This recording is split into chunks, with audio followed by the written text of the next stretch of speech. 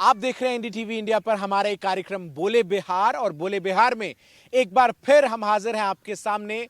चर्चा करेंगे बिहार में चुनावी सरगर्मियों की। जिस तरीके से यात्राएं चालू है, एक तरफ कांग्रेस की, आरजेडी की, महागठबंधन की जो यात्रा है वोट अधिकार के नाम से, तो वहीं दूसरी तरफ प्रशांत किशोर हैं, वहीं मुख्यमंत्री नीतीश कुमार सौगात पर सौगात बिहार को देते हुए नजर आ रहे हैं। इन सबके बीच एक सर्वे की भी चर्चा करेंगे, जिस सर्वे में जो आंकड़े सामने आए हैं उसमें मुख्यमंत्री की पसंद आखिर बिहार की जनता किसको चुन रही है, वो भी, उस पर भी हम तमाम मेहमानों से चर्चा करेंगे।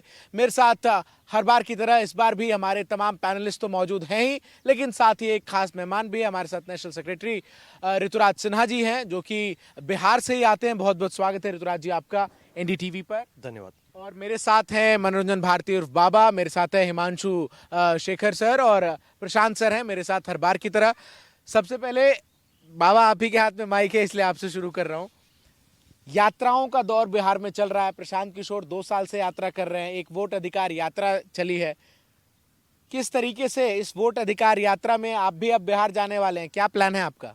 देखिए, निश्चित रूप से यात्राओं की शुरुआत हो चुकी है, और आप भूल गए कि नीतीश कुमार भी यात्रा कर चुके हैं, धन्यवाद यात्रा और कई तरह की यात्रा कर चुके हैं। और अब कांग्रेस की बारी है। कांग्रेस में अब देखिए 26 तारीख को प्रियंका जा रही है, 28 तारीख को अखिलेश यादव रहेंगे उस यात्रा में, 1 सितंबर को उसका समापन है, गांधी मैदान में रैली होने वाली है। अच्छी बात है, जो चुनाव का समय है, सबको अपना जोर लगाना चाहिए, सबको अपने मतदाता तक पहुँचना चाहिए। सब प्रधानमंत्री भी लगातार जा ही रहे हैं। आज भी प्रधानमंत्री वहाँ थे। तो चुनाव के समय ये जरूरी हो जाता है कि अपनी बात वोटर तक पहुँचाए। प्रशांत किशोर पीके की बात की आपने, पीके लगातार यात्रा कर रहे हैं। उनकी टीम से जो फोटो भेजे जाते हैं उसमें भी भीड़ दिख रही है। चिराग जाते हैं, उनके यहाँ से भी जो फोटो आती है उसमें भी भीड़ दिख रही है। तो भीड़ वगैरह तो सबके यात्रा में है। देखना है कि जनता क्या निर्णय लेती है, क्योंकि बिहार है ना, चाणक्य की भूमि है, मौर्य की भूमि, चंद्रगुप्त की भूमि है। वो कहा तेजस्वी ने कि खैनी को भी हम चूना लगा के रगड़ देते हैं। तो सबसे बड़ी बात यह है कि जनता के पास सबको पहुंचना चाहिए, और ये अच्छी बात है कि सब जो है जनता के पास पहुंचने की कोशिश कर रहे हैं। ऋतुराज जी, आपसे अब सवाल ये है कि ये जो यात्राएं चल रही है इसमें बीजेपी कहाँ है? अभी तक जो हम पूरा चुनावी कैंपेन देख रहे हैं उसमें हम नीतीश कुमार को तमाम एक के बाद एक सौगात देते हुए वो नजर तो आ रहे हैं। बैकएंड से एक मैसेज ये है कि ये तमाम सौगात, चाहे वो फ्री बिजली की बात हो या कई ऐसी योजनाएं हैं जो अभी चुनाव से ठीक पहले अनाउंस की गई है, सब कुछ बीजेपी का गेम प्लान है। बीजेपी कैंपेन कब से किक ऑफ करेगी बिहार के लिए? क्या रणनीति है बीजेपी की? पीके की यात्रा है, महागठबंधन की यात्रा है, बीजेपी की कोई यात्रा नहीं है। देखिए, मैं 2 बातें कहूंगा। सबसे पहले तो ये है कि आपको ये नोट करना चाहिए कि प्रधानमंत्री जी लगातार बिहार आ रहे हैं, और हर बार बिहार जब आ रहे हैं तो सिर्फ भाषण देने नहीं, बिहार को हजारों हजार करोड़ के योजनाओं की सौगात देने आ रहे हैं। और चुनावी साल में अलग अलग डिवीजन में जो प्रधानमंत्री जी का कार्यक्रम हुआ है, आज गया जी में बहुत सफल कार्यक्रम हुआ है, उसमें जिस तरह की संख्या, जिस तरह की भीड़ आ रही है, वो अपने आप में बहुत कुछ बताती है कि जनता के नजर में नीतीश और मोदी के विषय में क्या भाव है। बची बात भारतीय जनता पार्टी की तैयारी की, तो भारतीय जनता पार्टी की तैयारी जो है बूथ स्तर से लेके प्रदेश स्तर तक निरंतरता से चल रही है, और कैंपेन को मोमेंटम और आगे बढ़ाने का जो समय है वो जल्द आने वाला है, वो भी आप देखेंगे। लीड कौन करेगा कैंपेन? नीतीश करेंगे या बीजेपी करेगी? भारतीय जनता पार्टी का आम कार्यकर्ता कैंपेन लीड करता है, क्योंकि हमारा कैंपेन बूथ से जुड़ा होता है। जो घर घर दस्तक देने की बात होती है वो होता है असल कैंपेन। बाकी जो है सोशल मीडिया पे बहुत लोग बिहार में सक्रिय दिखेंगे और कैंपेन करते हुए दिखेंगे, पर बिहार में जो 78,000 बूथ हैं, जो अब जो इलेक्शन कमीशन जिसको बढ़ा के लगभग 99,000 कर रहा है, इस बूथ पर कार्यकर्ताओं की जो सेना है, जो हर एक बूथ पे 250-300 जो घर हैं, वहां पर जब उतरेगी तो असली कैंपेन का रंग आएगा। ठीक है ऋतुराज जी, आप नीतीश कुमार का नाम लेने से क्यों बच रहे हैं? वही मैं पूछने वाला था कि कैंपेन लीड नीतीश कुमार करेंगे, ये बीजेपी बोल क्यों नहीं रही है ऑफिशियली? देखिए, इसमें हम में से किसी को कोई बात स्पष्ट करने की बची नहीं है। ये मात्र मीडिया की चर्चा का केंद्र है। नरेंद्र मोदी जी, अमित शाह जी और हमारा नेतृत्व अनेकों बार इस बात को स्पष्ट कर चुका है कि नीतीश कुमार जी ही नेता हैं, उनके नेतृत्व में ही हम चुनाव में जा रहे हैं। क्या उनके नेतृत्व में ही सरकार बनेगी आगे, ये इस पर कोई नहीं बोल रहा है? देखिए, इस पे इतना स्पष्ट गृह मंत्री महोदय का वक्तव्य आ चुका है, उन्होंने अपनी बात रख दी है कि इस पे और कोई क्लैरिफिकेशन की जरूरत है ही नहीं। जब कंफ्यूजन नहीं है तो क्लैरिफिकेशन का है। इसमें कंफ्यूजन क्या इस बात की है, गृह मंत्री ने जैसा वादा महाराष्ट्र में दिया कुछ वैसा ही वादा बिहार में तो नहीं दिया है? देखिए, मीडिया हाउसेस का काम है नहीं, अटकलें नहीं, लगाना। नहीं, अटकलें क्या, आप बताइए महाराष्ट्र में क्या हुआ? ऐसा है। नहीं, ऋतुराज जी आप बताइए महाराष्ट्र में क्या हुआ? हम यहाँ बिहार के चुनाव की चर्चा करने बैठे हैं। हाँ, बिहार, महाराष्ट्र अलग अलग परिस्थितियां हैं। नीतीश कुमार जी सर्वमान्य, नहीं वो सर्वाधिक लोकप्रिय, और मैं तो कहूंगा कि श्री बाबू के बाद अगर बिहार के राजनीतिक इतिहास को कोई देख के कहे कि नीतीश कुमार से ज्यादा पॉपुलर, जनता को एक्सेप्टेबल कोई सीएम हुआ है तो उस पर डिबेट भले हो जाए, पर नीतीश कुमार जी ने जो काम किया है 2005 से लगातार नहीं, बिहार के लिए, ऋतुराज जी देखिए, काम तो आप गिना रहे हैं, वो बात सब सही है, वो मान रहे हैं सब लोग, लेकिन क्या ये काम के बदौलत नीतीश कुमार अगली बार सीएम बनेंगे? अगर मान लीजिए सीट कम होती है नीतीश कुमार की, बीजेपी की ज्यादा होती है, जो एक संभावना हमने महाराष्ट्र में देखी, एकनाथ शिंदे की सीटें कम थी, बीजेपी की ज्यादा थी, बाय डिफॉल्ट एकनाथ शिंदे को पीछे हटना पड़ा। उस परिस्थिति में बीजेपी इस बार भी क्या नीतीश को ही सीएम बनाएगी? आपके सवाल का जवाब सामने है।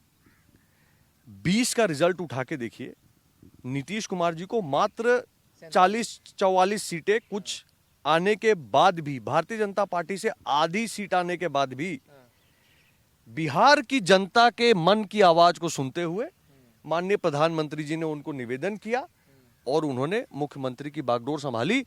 और आज उनके नेतृत्व में बिहार में पिछले कुछ हफ्तों की मैं बात गिना रहा हूं, करोड़ों महिलाओं विधवाओं का पेंशन 400 से 1100 हुआ। 1,47,00,000 घरों को सब चुनावी वादे हैं ये सब।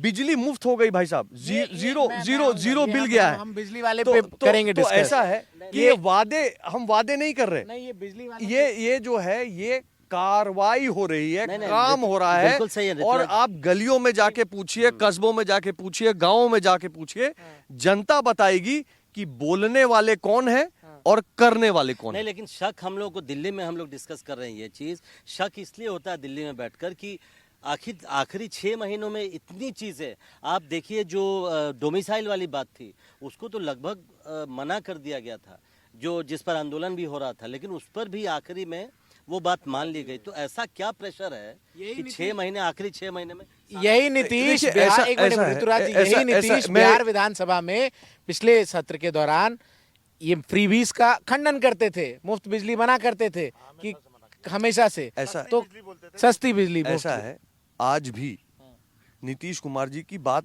अपने जगह पे खड़ी है। नीतीश कुमार जी ने, बीजेपी डोमिनेट कर रही है। नीतीश कुमार जी ने सबके 125 यूनिट बिजली को फ्री किया है ताकि अत्यंत गरीब तबके को बिजली के खर्च को ना उठाए। डोमिनेशन में अब मेरी बात सुन नहीं रहे। मैं ये कह रहा हूं कि नीतीश कुमार जी ने हमेशा से गरीब, वंचित और पिछड़ों को आगे करके राजनीति की है। ऋतुराज जी, ये हुआ कि ये क्विट प्रो को है, ये दिल्ली की सरकार भी तो चाहिए ना, वही तो नीतीश जी के तो जरूरत पड़ेगी, इसलिए मैं आपकी बात ठीक है, समझता हम हूं। समझ- मेरा सवाल दूसरा मेरा है। ये मानना है, मेरा ये मानना है नहीं, कि मैं I concede, मैं आप आपकी बात मान रहा नहीं, हूं। मनोरंजन जी, मैं आपसे एक निवेदन करूंगा हाँ। कि आप जरा देखें कि क्या एग्जाम आने से पहले ज्यादा घंटे पढ़ लेने को गुनाह मानिएगा नहीं, क्या? सही है, उसी तरह चुनाव आने से पहले ज्यादा तीव्रता से कार्रवाई हो, ज्यादा कार्रवाई हो, तीव्रता से कार्रवाई हो, इसमें गलती क्या है? ऋतुराज जी कि एग्जाम आते ही किताब खोलने वाले विद्यार्थी पर तो हमेशा सवाल होता ही है ना। ऐसा दिक्कत क्या है, नीतीश कुमार जी कोई ताजा स्टूडेंट नहीं है। ठीक है, ठीक है। ये बात जो है हम सही नहीं मानते। इस पे तो कोई एक राय नहीं हो सकती। मेरा दूसरा सवाल ये है, क्या वजह है कि बीजेपी अभी तक बिहार में वो लीडरशिप डेवलप नहीं कर पाई है जिसको कि आप नीतीश कुमार के मुकाबले खड़ा कर सकें। सुशील मोदी जी के जाने के बाद अभी भी एक वैक्यूम बना हुआ है, वो क्यों है? नहीं, मुझे इस बात की चिंता लगती है कई बार कि मीडिया जो है इतना बायस्ड व्यू इस पे क्यों लेता है। क्या सम्राट चौधरी में नेतृत्व की क्षमता की कमी है? चौधरी क्या कहाँ से विजय आए सिन्हा, एक सेकंड सुन लिया जाए, क्या विजय सिन्हा जी वो तो पार्टी के संगठन के हैं, उनमें क्या संभावनाएं नहीं है? तो क्या उनको क्या दिलीप जायसवाल जी एक अन्य समाज से आते हैं, वो भी ओबीसी हैं, उनमें संभावनाएं नहीं है? आप जिस वर्ग से बोलिए, आप एससी से बोलिए तो आपको वहां पे जनक राम जी दिखेंगे। आप अगर ईबीसी से बोलिए तो वहां रेणु देवी को नोनिया समाज से उठाकर हमने उप मुख्यमंत्री बनाया। अगर आप कलवार से पूछिए, ओहो, ऐसा है कि क्या पूर्व डिप्टी सीएम हैं वो कहाँ हैं इस वक्त, कहाँ नजर आते हैं? भारतीय जनता पार्टी में अगर आपको ये कहना है कि नेतृत्व की कमी है तो उससे मैं बिल्कुल भी इत्तेफाक नहीं रखता। मैं ये कहता हूं कि भारतीय जनता पार्टी ऐसी पार्टी है आज की डेट में बिहार में कि जिस सामाजिक वर्ग, जिस एज ग्रुप की आप चर्चा करें उससे एक नेता आपको लाके खड़ा कर देगी। आप खाली बताइए, नाम बताइए जिसकी पूरे बिहार में मास अपील हो। देखिए ये आपका जो अरे मैं आपसे ये इसको मैं कहूंगा लोडेड क्वेश्चन है ना। आपको ऐसा क्यों लगता है कि विजय सिन्हा जी की अपील ऑल बिहार नहीं है? आपको क्यों ऐसा लगता है कि नित्यानंद राय चुनाव में ऐसा कितने सीटों से जीते, कितना अंतर था? ऐसा है कि वैसे अगर हम आएंगे तो बहुत दिग्गज नेता हैं जो चुनाव हारे हैं। लालू जी तक चुनाव हारे हैं बिहार में। तो चुनाव की हार और जीत से आकलन करना गलत रहेगा। पर वो नित्यानंद राय हो, सम्राट चौधरी हो, विजय सिन्हा हो, दिलीप जायसवाल हो, अनेक सामाजिक वर्ग से, अगड़ा वर्ग से लेके एससी वर्ग तक हर एक सेक्शन के लीडरशिप बिहार में बीजेपी के पास है। जी, एक बात बिहार की राजनीति का एक बहुत बड़ा पहलू है कि जनता दल यूनाइटेड और बीजेपी साथ में चुनाव लड़ते रहे हैं, साथ में रहे हैं। बीच बीच में नीतीश कुमार को पलटू राम भी कहा जाता है बिहार की राजनीति में, वो पाला भी बदला उन्होंने, लेकिन जेडीयू और बीजेपी के साथ वो अधिकतर समय तक रहे हैं। सवाल मेरा ये है कि जब भी एक कोलिशन गवर्नमेंट होता है, पावर शेयरिंग का एक फॉर्मूला तैयार होता है।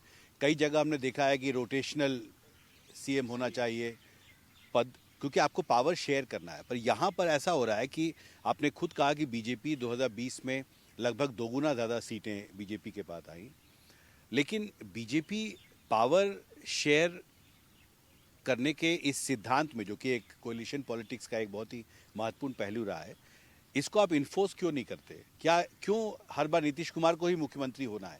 आप नई लीडरशिप, जिसका सवाल हमारे सहयोगी उठा रहे थे, उनको ग्रूम करके उनको एक मौका क्यों नहीं पार्टी देना चाहती? दूसरा सवाल, चिराग पासवान, जिस तरह की उन्होंने बयानबाजी की, एक डर का माहौल था। मुझे याद है संसद में एक जेडीयू के वरिष्ठ नेता ने मुझे कहा कि सीमा को लांघेंगे, लक्ष्मण रेखा लांघेंगे तो जाना पड़ेगा, उन्हें झन्ना के कहा। तो एक बार फिर से उनको पुरानी यादें ताज़ा हो गई। वो अपने आप को प्रधानमंत्री के अनुमान कहते हैं चिराग। तो ये पावर शेयरिंग का फॉर्मूला में क्यों नहीं जेडीयू से बीजेपी कहती है कि एक बार हमारा भी मुख्यमंत्री होना चाहिए? नहीं, आप पावर शेयरिंग को सिर्फ मुख्यमंत्री पद से अगर जोड़ के देखें तो शायद चर्चा बनेगी, लेकिन इन एनी डिस्पेंसेशन, किसी सरकारी तंत्र में विभिन्न डिपार्टमेंट्स, विभागों का जो पोर्टफोलियो का वितरण होगा, उसको अगर आप करके देखेंगे तो आपको आपके सवाल का जवाब मिल जाएगा। भारतीय जनता पार्टी की एक बहुत महत्वपूर्ण भूमिका बिहार को चलाने में है। आज के डेट में कृषि मंत्रालय हो या वित्त मंत्रालय हो या सड़कों का मंत्रालय हो या स्वास्थ्य का मंत्रालय हो, ये जो सारे अत्यंत महत्वपूर्ण मंत्रालय हैं, वो तो भारतीय जनता पार्टी ही नीतीश कुमार के डायरेक्शन पे चला रही है, गाइडेंस पे चला रही है। लेकिन मेरा ये मानना है कि जो बात आपने चिराग जी की कही, उस पे मैं आता हूं। अगेन ये प्योरली मीडिया स्पेकुलेशन है। मैंने आज तक एनडीए के अनेक गठबंधन अलायंस के अलग अलग स्तर पे जो बैठकें होती हैं, और मैं सिर्फ दिल्ली में होने वाली बैठकों की बात नहीं कर रहा हूं, मैं बात कर रहा हूं हम लोग विधानसभा स्तर पे जो सम्मेलन करा रहे हैं, जिला स्तर पे जो एनडीए के बैठकें हो रही हैं, अभी गया में जो रैली हुई उसको लेके गया में अनेकों जिला स्तरीय, प्रखंड स्तरीय, विधानसभा स्तरीय एनडीए की बैठकें हो रही हैं। कहीं भी एक पैसे का भी कंफ्यूजन पांचों दलों के बीच में नहीं दिखता है। ये सिर्फ मीडिया और स्टूडियोज में ही क्यों बनाया जा रहा है, इसके पीछे शायद कोई और मोटिव है। एक सवाल था जीएसटी को लेके। आपको याद होगा वित्त मंत्रालय ने एक प्रस्ताव भेजा, जो जीओएम है जिसके हेड बिहार के वित्त मंत्री हैं। जीओएम ने स्वीकार भी कर लिया है कि 4 की जगह अब 2 स्लैब होना चाहिए, 5 और 18, और तारीख भी वो दिवाली के आसपास का है जिस वक्त चुनाव होगा। तो क्या आपको लगता है कि ये जीएसटी रेट घटाने का जो एक बहुत बड़ा प्रस्ताव सरकार का है, इसके पीछे कहीं ना कहीं टारगेट जो है वो बिहार चुनाव भी है? देखिए, थोड़ा जीएसटी की अगर बात कर रहे हैं तो let's go back to the facts. स्वर्गीय अरुण जेटली जी ने जब इस पे कंसेंसस बनाया था और उस डिस्कशन के अंतराल में ये समझ में आया था कि राज्य और केंद्र के बीच में चर्चाओं को मद्देनजर रखते हुए अभी हम एक सिंगल स्लैब पे या 2 स्लैब पे सहमति नहीं बना पा रहे हैं, इसलिए हम लोगों ने 4 स्लैब्स पे एक स्ट्रक्चर क्रिएट किया। उसी समय पार्लियामेंट के अंदर माननीय अरुण जेटली जी ने अपने वक्तव्य में कहा, बाद में मीडिया में भी कई बार कहा, कि जैसे जीएसटी सफल होगा, जैसे गवर्नमेंट कलेक्शंस रेवेन्यूज स्टेबलाइज होंगे, आने वाले समय में हम इसको रैशनलाइज करेंगे। और वो बात जो मोदी जी के सरकार में उस समय के फाइनेंस मिनिस्टर, वित्त मंत्री अरुण जेटली साहब ने कही थी, वही चीज आज हम लागू कर रहे हैं। सीधी सी बात यह है, भारतीय जनता पार्टी नरेंद्र मोदी की सरकार का जो पहचान है वो ये है कि जो बोलती है वो करती है। मेरा सवाल टाइमिंग को लेके था। महज इत्तेफाक है कि बिहार चुनाव में आ रहे हैं पास, और सितंबर अक्टूबर में जीएसटी काउंसिल की बैठक भी होने वाली है। देखिए, अगर आप भारत में कोई लाभकारी योजना, जनता के हित की योजना, कोई सुखद संदेश देना चाहते हैं तो पर्व त्योहार से बेहतर क्या उसके लिए कोई समय है? उसमें चुनाव का समय आ जाए तो सोने पे सुहागा। जो आज के डेट में भाई, जो आज के डेट में परिस्थिति देश की है, चुनाव भी तो जब पर्व ही है ना जब भाई, नहीं वही कहना नहीं चाह जब तक 1 नेशन 1 इलेक्शन ना आए तब तक तो आप जो घोषणा कीजिए उसको आप चुनाव से जोड़ सकते हैं। एक छोटा सा सवाल है।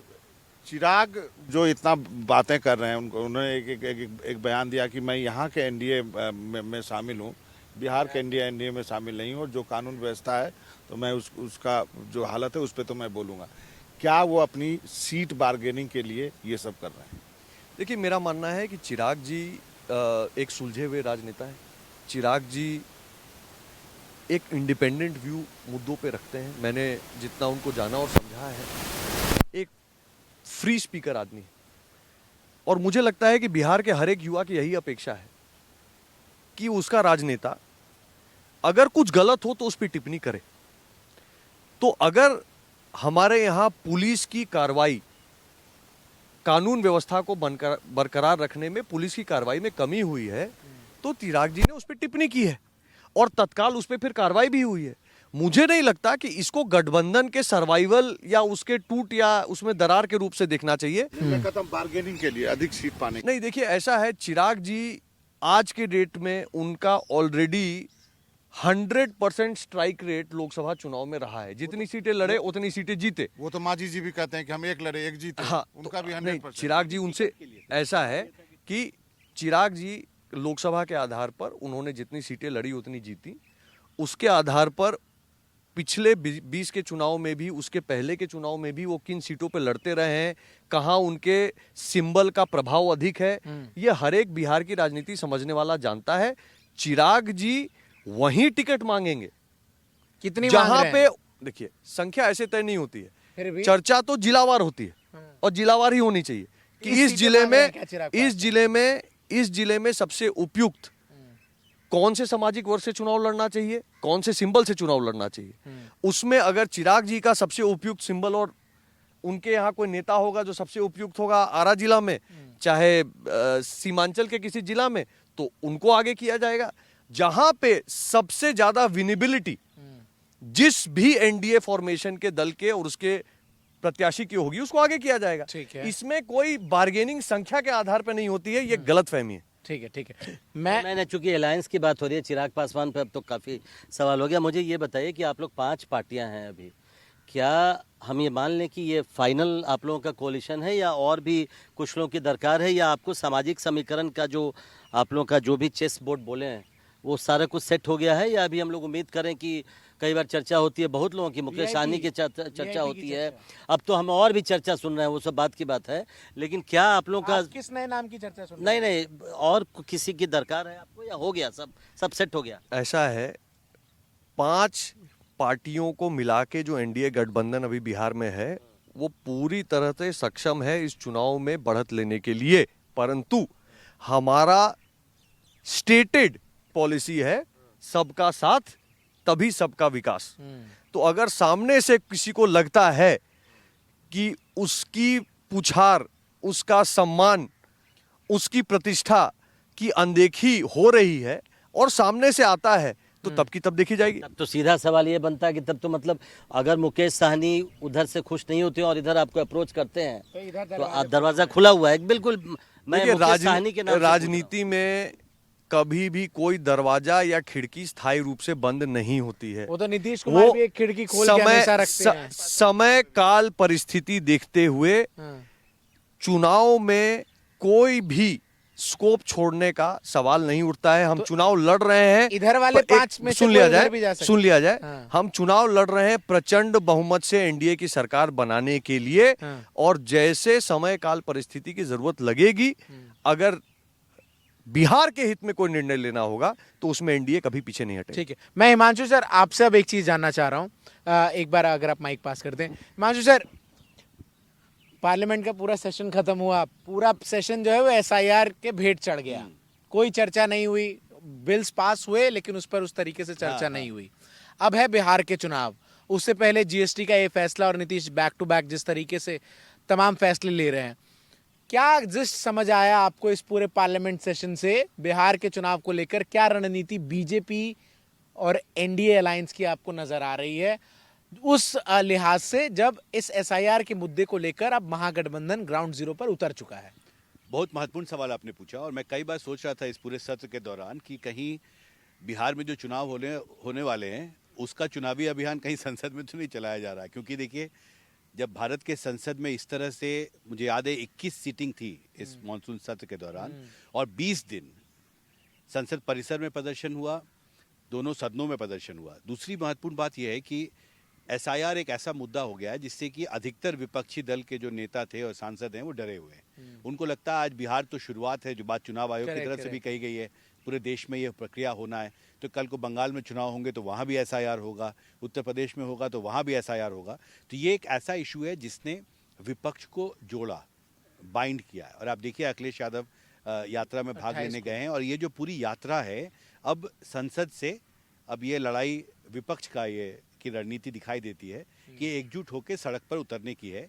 राहुल गांधी और तेजस्वी यादव ने जिस तरह से ये यात्रा शुरू की है, आप देखेंगे जो इंडिया ब्लॉक के बड़े नेता हैं वो एक एक करके उस यात्रा में भाग लेने वहां जाएंगे, और समापन के दिन एक बड़ा भव्य कार्यक्रम भी है। तो आपने बिल्कुल सही कहा कि इस सत्र के दौरान किसी एक मुद्दे पर लगातार 20 दिन तक बाहर प्रदर्शन करना, दोनों सदनों में चर्चा नहीं होने देना, हंगामा करना, अब बहुत मतलब कभी कभी लगता था, आप देखिए, आप प्रोडक्टिविटी देखिए, 30% लोकसभा की थी, 38% राज्यसभा की थी। इसका मतलब हुआ 70% समय लोकसभा का बर्बाद हो गया एसआईआर पर, और 62% बर्बाद हो गया राज्यसभा का एसआईआर। ठीक है बाबा, एक सवाल यहाँ ये भी है, हम जिसकी चर्चा इस बोले बिहार में पहले भी कर चुके हैं, क्या तेजस्वी एंड कंपनी इस बात से पूरी तरीके से कांग्रेस के साथ सेम पेज पर है कि ये मुद्दा ऐसा है जिस पर उन्हें वोट मिलेगा, या फिर कहीं ना कहीं राहुल गांधी का ये जो एसआईआर का मुद्दा है, क्या इसने तेजस्वी के उन मुद्दों को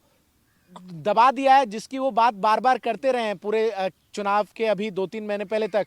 यही तेजस्वी बेरोजगारी, पलायन, तमाम मुद्दों की बात उठा रहे थे, लेकिन अब एक ही चीज नजर आ रही है और बाकी सारे मुद्दे जो विपक्ष उठा रहा था बिहार में वो एक गौन से नजर आ रहे हैं। तो क्या राहुल डोमिनेट कर रहे हैं बिहार में तेजस्वी को? इसका उल्टा है, इसका उल्टा है, जो आपने पूछा ना, इसका उल्टा है।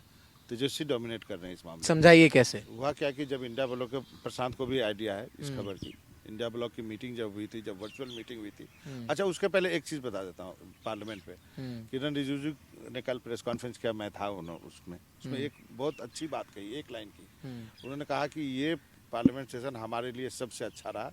हमने जितने बिल लिस्ट किए थे वो सारे हमने पास करा लिए। हमें सिंदूर पे चर्चा करानी थी, हम सिंदूर पे चर्चा करा लिए।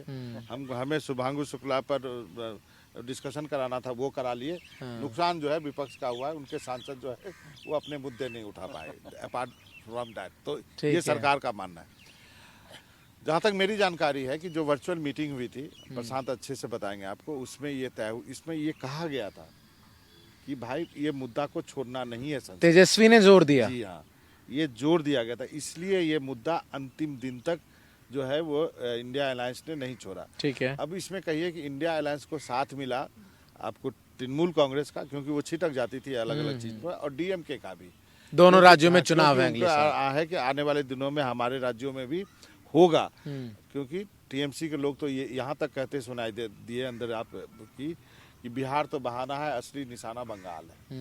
तो वहाँ तो इसलिए ये मुद्दा इतने दिनों तक नहीं तो अलायंस फिर के बाबा मैं सवाल इसलिए पूछ रहा हूँ क्योंकि अब ये जो पूरी यात्रा जहाँ से निकल भी रही है, हम देख रहे हैं वोट वाले मैटर पे बात हो रही है, लेकिन जिन मैटर को लेकर तेजस्वी की एक अपील है बिहार के यूथ में रही दिखी, वो मैटर कहीं ना कहीं नहीं, बहुत लंबा चुनाव है भाई साहब। चुनाव तो छठ के बाद है, नवंबर में चुनाव है। ये चैनलों में बड़ी हड़बड़ी है कि भाई जाके करो, अभी बहुत लंबा चुनाव है।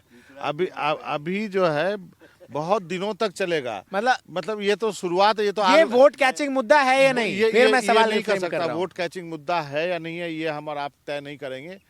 सबसे बड़ा मुद्दा बिहार में पलायन है, बेरोजगारी है, ये मुद्दे बेसिक जो मुद्दे होते हैं। ठीक, मुद्दे कि 2015 में मैं मनोरंजन सर के साथ ही था, हम चुनाव कवर कर रहे थे बिहार में, और उसी दौरान आरएसएस प्रमुख का एक बयान आया था कि इस बात पर विचार होना चाहिए कि क्या आरक्षण को लेकर। और मुझे याद है उसके बाद सर ने मुझे जहां भी लालू यादव की सभाओं में भेजा, जहानाबाद की 2-3 सभाएं मुझे याद है, अगले 5-6 दिन तक करीब 20-25 सभाओं में लालू यादव सिर्फ ये कहते रहे कि अगर आपने विपक्षी दल को वोट दिया तो बिहार में आरक्षण खत्म हो जाएगा, और इसलिए बड़े बड़े नेता यहाँ आ रहे हैं आरक्षण खत्म करने के लिए, आप सब संभल जाइए, आरएसएस प्रमुख ने कहा है। और इस पूरे चुनाव की दिशा बदल दी 2015 में। और आपने देखा होगा कि नीतीश कुमार और लालू मिलकर इस बार वाला भी जो नोशन है वो कुछ उसी तरीके का जा रहा है। अब राहुल गांधी यही पैरेलल बना रहे हैं। बोलना ये चाह रहा था कि चुनावी अभियान के बीच में भी कोई ऐसा घटनाक्रम हो सकता है जो एक राजनीतिक दल के चुनावी अभियान को बिल्कुल बदल सकता है। ठीक है प्रशांत सर, मेरा एक सवाल भी एसआईआर से जुड़ा हुआ ऋतुराज से, लेकिन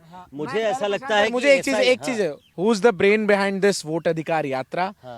कैसे ये पूरी मैनेज हो रही है, कहाँ से प्लान किया गया है? बाबा जिस मीटिंग का वो कर रहे थे, जिक्र कर रहे थे, और वो ठीक ही बोल रहे थे कि तृणमूल कांग्रेस को चिंता है, डीएमके को चिंता है, अपने राज्यों के जो दो मेन जो स्टेट है जो आने वाले हैं, उन्होंने उस मीटिंग में कहा कि मुझे मालूम है कि अभिषेक बनर्जी जो तृणमूल कांग्रेस के नेता, उन्होंने कहा कि इस इश्यू को एटलीस्ट दिसंबर तक तो हम लोग को इसको चलाए रखना है, मतलब शीतकालीन सत्र को भी स्वाहा कर देना है। मुझे ऐसा लगता है बाबा कि एसआईआर के मुद्दे से तो सबसे जो ज्यादा खुश होगा कोई, वो ये लोग होंगे और नीतीश कुमार होंगे।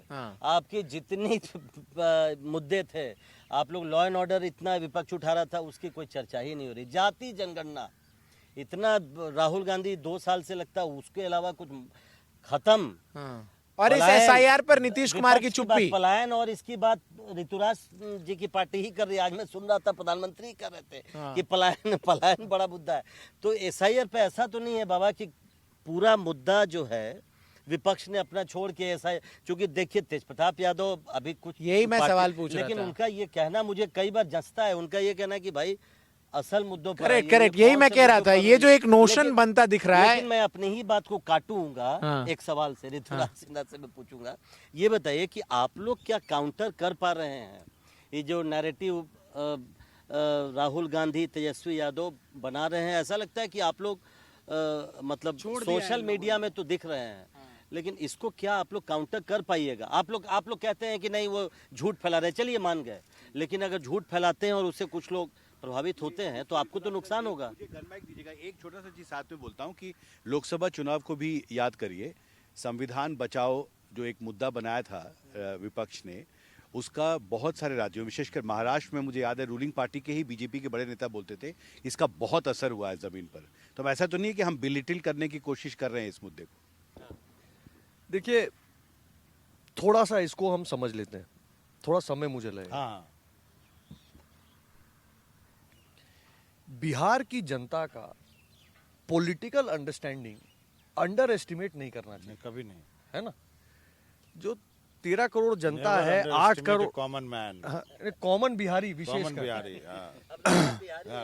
नहीं, मैं इसलिए कह रहा हूं क्योंकि बिहार की जनता, अगर किसी को ऐसा लगता है, राहुल गांधी जी को खास करके, कि बिहार में कोई जाएगा और जो है 1 करोड़ आदमी का, 50 लाख आदमी का, 60 लाख आदमी का वोट हटा देगा और बिहार की जनता बैठे बैठे देखती रहेगी, तो वो बिहार की तासीर से वाकिफ नहीं है। बिहार ऐसा स्टेट है जो त्रिवेणी संघ के समय से अधिकार की लड़ाई लड़ने में सबसे आगे रहा है, और मैं आजादी के पहले की बात कर रहा हूं। बिहार बहुत पॉलिटिकली अवेक स्टेट है। मेरा यह मानना है पर्सनली, बिहार की जनता इस बात को समझती है कि इलेक्टरल रोल का शुद्धिकरण, उसका सुधार करने की जरूरत है। और सबसे अच्छा काम जो हुआ है पिछले हफ्तों में, वो ये हुआ है कि सुप्रीम कोर्ट ने सामने से आके कहा, क्या कहा, कि भाई अगर आपने 65 लाख लोगों का नाम इलेक्टरल रोल से काटा है तो सबकी जानकारी वेबसाइट पर डाल दीजिए, सार्वजनिक कर दीजिए। मैं इसलिए इंटरप्ट कर रहा हूं। मेरे बात सुन लीजिए, है ना।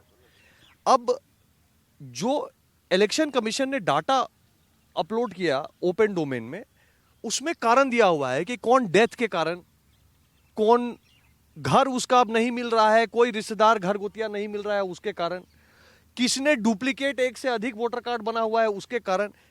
65 लाख लोग में 7 लाख लोग तो ऐसे हैं जो 1 से अधिक वोटर कार्ड बनाए घूम रहे हैं। 22 लाख लोग ऐसे हैं, नहीं विजय सिन्हा का भी करेक्ट होना चाहिए ना, नहीं होना चाहिए क्या। बिहार की जनता बहुत अवेक जनता है, वो देख रही है कि अगर विजय सिन्हा हो या तेजस्वी यादव, 2 वोटर कार्ड है किसी भी कारण से हो, तो 1 वोटर कार्ड बंद करिए, 1 चालू रहे। 1 मैन 1 वोट 1 प्लेस। बिहार की जनता जानती है। 22 लाख लोग जो मर गए, जिनका वोटर कार्ड आज भी है, ये बोगस वोटिंग का जरिया है। जनता जानती है कि किनका चाल और चरित्र बूथ कैप्चर और बोगस वोटिंग वाला है।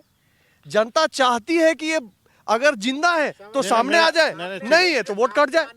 नहीं, ठीक है। अब मेरा एक सवाल है, अभी आपने रिवीजन किया था जनवरी में, किया था ना आपने? जी बिल्कुल, चुनाव में किया था बिल्कुल। फिर आप 4 महीना बाद कर रहे हैं, 5 महीना बाद, तो फिर उस वक्त आपने क्या किया था जो इतने डाटा निकल रहे हैं? देखिए, मैं इलेक्शन इसका मतलब आपने ढंग से काम नहीं किया। ऐसा है, मैं इलेक्शन कमीशन नहीं हूं। नहीं, आपकी बात, मैं इलेक्शन कमीशन नहीं हूं। मैं नहीं, मेरा बात सुन लिया। ठीक है, मैं इलेक्शन कमीशन नहीं हूं। मैं ये सिर्फ कहूंगा कि representation of people act rule 21, 22, उनको अधिकार है करने का। चलिए, मैं मानता दे हूं। हैव राइट they have कि right। हर एक चुनाव से पहले इलेक्टरल रोल सुधारना उनका अधिकार नहीं, उनकी जिम्मेवारी है। It is an obligation. वो उन्होंने जनवरी में भी किया था, 24 के चुनाव में भी किया था। टाइमिंग को लेकर के ये बहस है। लेकिन मेरा ये कहना, मैं एक बड़े अधिकारी से बिहार में मिला था, चुनाव आयोग के अधिकारी से। उनका कहना था कि आप लोग सरप्राइज होंगे कि जो आप लोग को लग रहा है कि केवल विपक्ष का वोट कर रहा है, बीजेपी का भी जो ट्रेडिशनल वोटर माना जाता है शहर का, बोला शहर की स्थिति तो और भी खराब है। गांव में तो एक दूसरे को पहचानता है तो बीएलओ को कह के नाम डलवा लेगा, ये जो फ्लैट में रहने वाला है वो एक दूसरे को नहीं जानता है, वहाँ की स्थिति ज्यादा खराब है। इसका अंदाजा है देखिए, ये बहुत अच्छी बात आपने कही। देखिए, तथ्यों पे चलते हैं। सर्वाधिक ये झूठ पे झूठ जो है राहुल जी और तेजस्वी जी बोल रहे हैं। उन्होंने क्या बोला कि ग्रामीण क्षेत्र के गरीब लोगों का वोट कट रहा है। इलेक्शन कमीशन के डाटा को स्टडी करिए, सर्वाधिक वोट पटना में कटा है। पटना एक ऐसा क्षेत्र है जो भाजपा डोमिनेटेड क्षेत्र, हर एक चुनाव पर चुनाव भाजपा को ही वोट करता रहा है। ठीक है। तो पहली बात तो ये कहना कि खाली एक जात विशेष का या एक क्षेत्र विशेष का या धर्म विशेष का या जिला विशेष का अधिक कट रहा है, कम कट रहा है, ये बात तथ्यहीन है। ये इसके लिए इलेक्शन कमीशन के डाटा को थोड़ा स्टडी करने की जरूरत है। मैं आपको फिर कह रहा हूं कि बिहार की जनता के पॉलिटिकल अंडरस्टैंडिंग को अंडर एस्टिमेट कर रहे हैं लोग। अगर बिहार में इलेक्शन कमीशन कुछ भी गलत हरकत करने का प्रयास करता तो बिहार की जनता उसको 10 दिन नहीं चलने देती। हम मैं इसकी आपको बात ही नहीं कर रहे हैं। हम इस प्रोसेस पे सवाल नहीं लगा रहे हैं, हम टाइमिंग पे सवाल लगा रहे हैं। अभी इलेक्शन के समय आपको नाम करने की जरूरत पड़ी थी, 2024 में तो आपने चुनाव कराया ही कराया है। आप ऋतुराज जी, देखिए, एक छोटा सा बात। एक सेकंड मैं सुन लिया जाए। जहां तक मैं इस प्रक्रिया को एज पॉलिटिकल वर्कर समझता हूं, मैं पटना ही की बात कर लूं। अभी जो है, इससे पहले मेयर वाला इलेक्शन हो रहा था तो इलेक्टरल रोल का सुधार और रीसेटिंग हुआ था। लोकसभा के पहले भी एक फ्रेश रोल निकला था। अभी जनवरी में भी उसके बाद एक रोल अपडेट करके किया। मैंने जहां तक इस बात को समझा है, इलेक्शन कमीशन साल में 4 बार, 1 जनवरी, 1 अप्रैल, 1 जुलाई, 1 अक्टूबर, 4 बार electoral roll up to date करता है ना। तो ये तो जानकारी सबके पास है, सार्वजनिक है, इसके लिए कोई रॉकेट साइंस नहीं किसी को स्टडी करना है। मैं ये बात कह रहा हूं कि अगर उनकी बात में दम होता, आज के डेट में बिहार में नैरेटिव क्या है, सुन लिया जाए। सही है। बिहार में नैरेटिव ये है कि जिसको राहुल जी और तेजस्वी जी वोट चोरी का नाम दे रहे हैं, ये वोट चोरी नहीं, ये सीना चोरी हो रही है। ऋतुराज जी, आप मुझे ये बता दीजिए, इसके पहले जब SIR हुआ था तो कब सारे वोटरों का फॉर्म भराया गया था? कभी नहीं भराया गया है। इसका जवाब इसी के पास भी नहीं है। ऐसा है, सीधी सी बात मैं बताऊं कि 2003 में जब बिहार में SIR हुआ था, तो सारे मतदाता का फॉर्म भराया गया था? नहीं भराया। ऐसा है, मान लिया जाए एक बात को, सेंसस भी जब 1931 में हुआ होगा तो पुराने उस समय की उपलब्ध टेक्निक से हुआ होगा, और अभी 2026 में होगा तो शायद डिजिटल आधार पे होगा। इसी से सेंसस ही करा लेना चाहिए। तो एक ही बार में सारा हो जाता है। ऐसा है ना, सीधी सी बात है कि आज हमारे पास जो टेक्नोलॉजी उपलब्ध है, कंप्यूटराइजेशन उपलब्ध है, ऐप का सिस्टम उपलब्ध है, आज के डेट में जो तकनीक उपलब्ध है, क्या उसका इस्तेमाल ना किया जाए? ऋतुराज जी, ऑल योर क्या उसका लाभ नहीं लिया जाए? ऋतुराज जी, ऑल योर आर्गुमेंट्स। ऋतुराज जी, मैं आपको सीधी सी बात, एक चीज SIR के खिलाफ नहीं हूं सर। मैंने टाइमिंग को लेकर सवाल किया। मैंने कहा पिछली बार जब SIR हुआ था तो क्या सारे वोटरों से फॉर्म भराया गया था? नहीं भराया गया था। नहीं ऑल योर आर्गुमेंट्स। एक मिनट मेरी बात मैं बस सुनिए। एक आर्गुमेंट करके अपनी बात है ना। देखिए, 2 तरह का SIR के ऊपर मुझे जो लगता है, पॉलिटिकल फॉर्मेशंस के अलावा एक रेफरेंडम टाइप चीज चल रही है। लोग जो SIR के साथ हैं और जो उसके विरोध में। ऋतुराज जी, सुन लिया जाए, हाँ, सुन लिया जाए। हाँ। जो SIR के साथ हैं, उनका मूल मानना यह है कि इलेक्टरल रोल में जो मर गया, चाहे छोड़ के चला गया, चाहे डुप्लीकेट है, उसका नाम कटना चाहिए। हाँ, ठीक। और कुछ लोग हैं कि जो गलत इलेक्टरल रोल है, ठीक है, वो उससे गलत ही किसी रहे। को आपत्ति नहीं है। ऋतुराज जी, एक मिनट, सुना जाए, आई सुना गॉट योर जाए। आर्गुमेंट। एक मिनट, एक सेकंड, उस पे आर्गुमेंट है ही नहीं। ये प्रक्रिया सही है नहीं, इस पर तो विवाद है ही नहीं। विवाद बस 2 पॉइंट्स को लेकर। आप सोशल मीडिया पर एक्टिव होंगे ही, मैं ये उम्मीद करता हूं। आपने खुद क्या वीडियोस नहीं देखे हैं गांव में महिलाओं के, किस तरीके से वो कह रहे हैं कि उनका नाम कटा है? पहला। दूसरा, सुप्रीम कोर्ट जब ये कहता है कि आधार कार्ड को आप एक मान्य डॉक्यूमेंट मानिए, उसके बाद भी अगर चुनाव आयोग उसको नहीं कंसिडर करता, क्या ये ऑब्जेक्शनेबल नहीं है? तीसरा, ये प्रक्रिया जो हो रही है, ये अगर टाइम थोड़ा ज्यादा मिलता, उस परिस्थिति में जब एक पूरा बिहार का हिस्सा बाढ़ से ग्रसित है, जो एक आर्गुमेंट बहुत वैलिड नजर आता है। आप खुद भी बिहार के हैं, आप जानते हैं कि इस मौसम में बिहार का अधिकांश जो हिस्सा है सीमांचल कोसी वाला, वो बाढ़ में कटान का दंश झेल रहा होता है। ऐसे में क्या ऐसी मजबूरी आन पड़ी कि 60 लाख लोगों का एक आंकड़ा चुनाव आयोग निकाल के सामने लाता है कि ये एक्सक्लूडेड है? 20 लाख लोग अचानक से जो है वो मृत घोषित कर दिए जाते हैं। सवाल यहाँ इन चीजों को लेकर है। अब मेरा जवाब सुन लिया जाए। पहली बात तो यह है कि सोशल मीडिया पे एक्टिव हूं, और सोशल मीडिया पे ही देख रहा था कि राहुल गांधी जी के सामने एक महिला पेश हुई औरंगाबाद में। उन्होंने कहा कि हमारा वोट काट दिया, हमारे परिवार का वोट काट दिया, और उसके बाद उनका जो है BLO आके दिखा दिया कि आपका और आपके सारे परिवार का वोट है, आपने खोल के देखा नहीं है ना, रंजू देवी का। तो पूरा बिहार देख रहा है ये तमाशा, है ना। जो नेशनल टीवी पे जो लाइव तमाशा राहुल बाबा करवा रहे हैं, ये सब देख रहे हैं कि झूठ कौन बोल रहा है, भ्रम कौन कर रहा है, भय कौन फैला रहा है, सब देख रहे हैं। अब दूसरी बात आ जाते हैं कि समय की।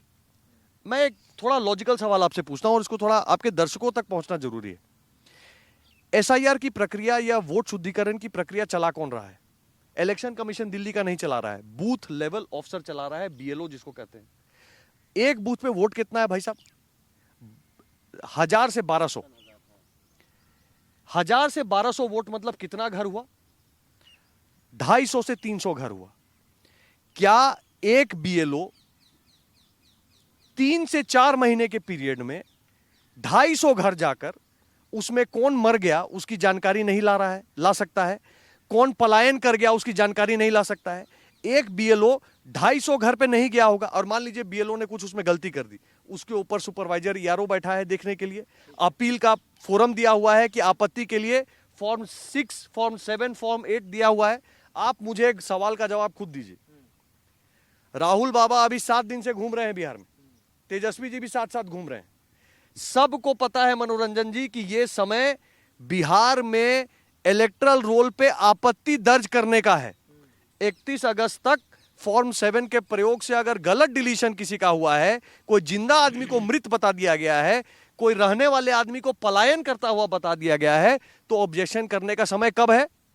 31 अगस्त तक। भारतीय जनता पार्टी कर रही है, सुन लिया जाए सर। राहुल बाबा क्या करवा रहे हैं? राहुल बाबा अपने 1 लाख से अधिक महागठबंधन के BLA हैं, बूथ लेवल एजेंट। इन बूथ लेवल एजेंट को व्यस्त कर दिया है ये यात्रा को संपन्न करने में। अब ये लोग अपना बूथ का काम छोड़ के घूम रहे हैं और बाद में कहेंगे कि आपत्ति देने का समय नहीं मिला, आपत्ति देने का समय नहीं मिला। नहीं, हम आपसे सवाल कर रहे हैं, जो लोग नहीं है कांग्रेस वाला उसका हम कोई जवाब नहीं देगा, ना ही हम उनके तरफ से जवाब देना चाहते हैं। आपकी आपत्ति सही है। लेकिन एक छोटा सा बस यही सवाल था कि ऐसे में ये सवाल उठता है कि राहुल गांधी और तेजस्वी यादव ने जो चुनाव से पहले एक पॉलिटिकल मोबिलाइजेशन के लिए जो यात्रा निकाली है, वो फिर एसआईआर पर आधारित क्यों है? आपको लगता है कि राहुल गांधी और तेजस्वी यादव का अपना कैलकुलेशन है कि ये जो वोट चोरी जो वो कह रहे हैं, ये बहुत ही सिमिलर लग रहा है 2024 के लोकसभा चुनाव जैसा, कि संविधान खत्म हो जाएगा अगर बीजेपी आ गई? ये जो भय, क्या आपको लगता है भय क्रिएट करने की कोशिश हो रही है, या एक संशय की स्थिति कि कुछ कास्ट कम्युनिटीज हैं, रिलीजियस कम्युनिटीज हैं जिनको टारगेट किया जा रहा है एसआईआर के जरिए और उनका समर्थन हासिल, आपको लगता है पॉलिटिकल है? ये वोट बैंक की गोलबंदी का नंगा नाच है बिहार की सड़कों पर।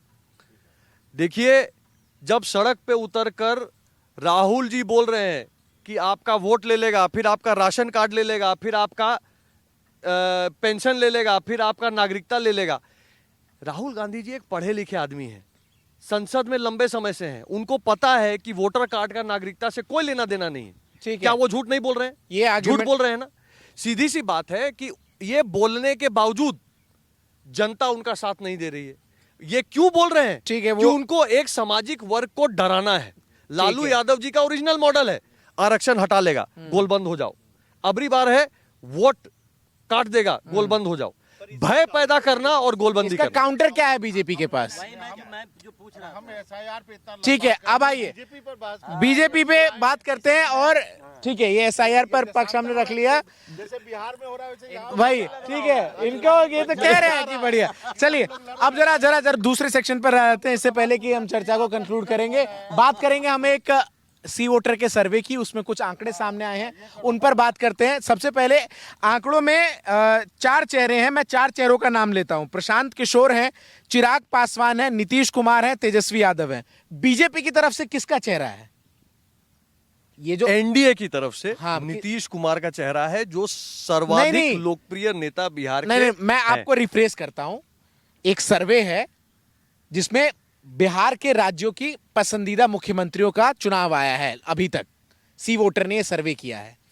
उसमें एक नीतीश कुमार है, एक चिराग पासवान है, एक तेजस्वी है, एक प्रशांत किशोर है। बीजेपी का कौन चेहरा होना चाहिए सर्वे में आपके हिसाब से? जिसने सर्वे किया वो बताए कि उसने बीजेपी के तरफ से अगर किसी को लेना था, नहीं लेना था, किसको लेना चाहिए था आपके हिसाब से? ये मेरा मुद्दा मैं नहीं है चौथा भाई। 5वां नाम डिस्क्लोज करूंगा। मैं ये चाह रहा हूं बतौर बीजेपी कार्यकर्ता, आप मुझे बताएं कि वो 5वां चेहरा किसको लेना चाहिए था? भारतीय जनता पार्टी के कार्यकर्ता के रूप में मैं ये कहूंगा कि अभी हम जिस चुनाव में जा रहे हैं, आप एनडीए को मजे हुए राजनेता की बीजेपी तरह और मेरा नॉन सवाल आप बीजेपी डिवाइड नहीं कर रहे हैं। पाएंगे। लेकिन मैं 5वां नाम डिस्क्लोज कर देता हूं। बाबा आप गेस कीजिएगा 5वां नाम कौन हो सकता है सर्वे में बीजेपी की तरफ से? एक बार माइक दीजिएगा। सम्राट हो सकते हैं। सम्राट हो सकते हैं जी, सम्राट चौधरी हैं। आंकड़ों की अब बात करते हैं। आपने विजय सिन्हा का नाम लिया, कहाँ है उनका नाम विजय सिन्हा के सर्वे में? आंकड़ों की बात कर लेते हैं फिलहाल। कहा मैंने जब कहा था कि सम्राट हाँ करेक्ट, ठीक है, तब इन्होंने कहा ठीक कि है। ओरिजिनल आदमी आया अब वहाँ। इसमें कुछ आंकड़े हैं। मैं एक हिमांशु सर आपसे शुरू करता हूं। फरवरी में नीतीश कुमार 18% लोगों की पसंद थे, जून में यह आंकड़ा 18% ही था, और अगस्त में ये 15% पर है, जो इसी वोटर का ताजा आंकड़ा है। कैसे देखें इसको, आप कैसे स्टडी करें? मुझे लगता है नीतीश कुमार को कंसीडर करना चाहिए इन आंकड़ों को, क्योंकि देखिए बहुत सारा सवाल उठेगा फिर साथ में। हम अक्सर देखते हैं कि जब भी कोई इस तरह का सर्वे या कोई रिजल्ट आता है तो उसको क्वेश्चन किया जाता है कि मेथोडोलॉजी क्या है, क्या आपने बताया, किस आधार पे। जैसा जो बात ऋतुराज जी कह रहे हैं वो भी बहुत महत्वपूर्ण है कि आपने पहले उनके पास गए तो आप क्या सवाल लेकर गए थे, उसको वो ठीक है, survey ये में एक नहीं। वाइडली है पर कि एक इंडिकेशन जरूर होता है चुनाव से पहले कि पॉलिटिकल पार्टीज के लिए एक इनपुट है। ठीक है। भले आप इसको बहुत क्रेडिबल ना माने, लेकिन उसको विचार करना चाहिए, क्योंकि ये अमेरिकन इलेक्शन में आपने देखा होगा हर लोग- वीक हर दिन वो परसेंटेज करेक्ट, चेंज होता है, और करेक्ट, अब तक ठीक तो है। डिजिटली भी किया जाता है, तो रियल टाइम डेटा भी आता रहता है उसमें। तो ये पॉलिटिकल पार्टीज को कंसीडर करना चाहिए, नीतीश कुमार को सोचना चाहिए कि क्यों अचानक, क्योंकि देखिए बीच में ये उनकी बीच रेटिंग में गिरने के एक पीछे कारण क्या ये कारण है कि क्या है, बीजेपी ये ने जो कानून बस क्रिएट व्यवस्था किया जो है हाँ? उसको लेके बहुत सारे अभी हिंसक घटनाएं हुई हैं, ठीक है। मर्डर्स हुए हैं, जो सवाल तेजस्वी उठा रहे थे। और मुझे लगता है पिछले 2 महीने में अगर कोई एक मुद्दा रहा जिसका जिक्र सर ने भी किया है बहुत विस्तार से, वो था लॉ एंड ऑर्डर। हाँ, वो पूरा गॉन जो हो पीछे गया छूट है हो गया। इधर SIR। लेकिन ये सवाल है। दिखाता है कि वो एक इस तरह के जो इश्यूज हैं इसको गंभीरता से जेडीयू को लेना होगा, ठीक। अपनी चुनावी रणनीति तैयार। ठीक है, तेजस्वी यादव के आंकड़े हैं बाबा। फरवरी के महीने में 41%, जून के महीने में 37% और अगस्त में 31%। 10% डिक्लाइन है। किस तरीके से इसको आप स्टडी करें, क्योंकि ये सवाल जब मैंने आपसे पहले पूछा कि ये SIR का मुद्दा, ये क्या बिहार में जो एक ग्राउंड परसेप्शन बन रहा है कि राहुल डोमिनेटिंग तेजस्वी, वैसा दिख रहा है क्या? ये आंकड़े उसके सर, पहले तो ये रिफ्लेक्शन नहीं कहूंगा है? कि पहले तो नीतीश कुमार पे कहूंगा, नीतीश, मुझे लगता है नीतीश जी डिजर्व बेटर, ही डिजर्व बेटर फेयरवेल। आप फेयरवेल उनकी कह रहे हैं? मतलब जो भी है, ऋतुराज जी तो कह रहे हैं हाँ, नहीं। हो गया ना, वो पीढ़ी तो खत्म ही हो रही है ना। हाँ। लालू जी चले गए नेपथ्य में, हाँ। पासवान जी रहे नहीं, हाँ। नीतीश जी का भी ये लास्ट इलेक्शन होगा, हालांकि वो तो MLC ऋतुराज जी तो कह रहे हैं सीएम वही बनेंगे। सीएम बन सकते हैं, but he need a better farewell, ठीक है। जितना उन्होंने इस स्टेट के लिए किया है। ठीक है। ये बात आपको हमेशा ध्यान में रखना ठीक होगा। है। और मुझे लगता है कि बिहार के सभी पॉलिटिकल अपोनेंट को भी ये ध्यान में रखना होगा, जो भी बिहारी वापस जा रहा है ना देखने के लिए, लौट रहा है, वो जरूर एक्शन के लिए सोचता है कि नहीं काम तो हुआ है, वो ठीक है। काम दिखता भी है। हाँ, तेजस्वी के पॉलिटिकल हाथ में। राइवल्स आपके, तेजस्वी जो है वो फ्यूचर है आगे का। मैं बीजेपी का पूछ रहा हूं तो जवाब नहीं मिल रहा है मुझे कि बीजेपी का फ्यूचर लीडर कौन है वहां पे।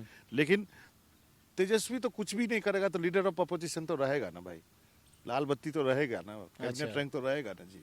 लाल बत्ती खत्म हो गया। नहीं ना, कुछ भी नहीं करेगा। मैं कहता हूँ कुछ भी नहीं करेगा, घर में ही रहेगा, उससे Leader तो of आप लीडर ऑफ अपोजिशन तो ठीक है। छीन नहीं सकते। एक सवाल, एक मिनट, आंकड़ों में डिक्लाइन क्यों है? आंकड़ों में डिक्लाइन ये देखना होगा कि आपने किस विशेष वर्ग से पूछा है।